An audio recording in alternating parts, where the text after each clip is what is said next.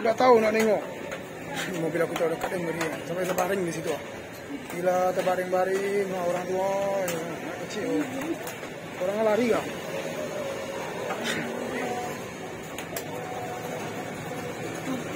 Apa kayak gitu naik motor?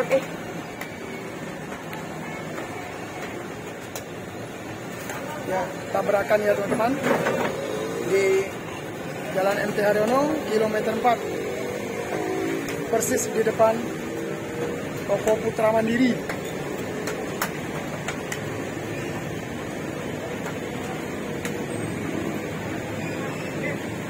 Mana anak?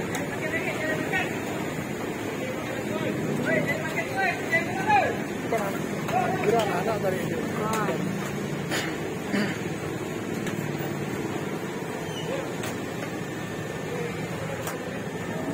Oke, ini mobil yang ini teman-teman, motor yang ini teman-teman dikenal.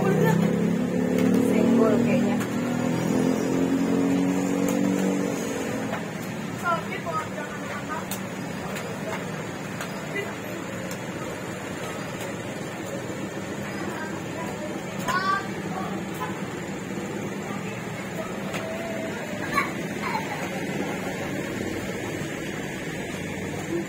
Untung tidak apa-apa teman-teman.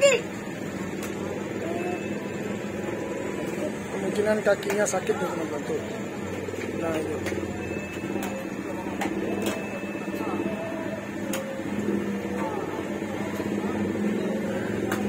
Duk, Pak. Duk.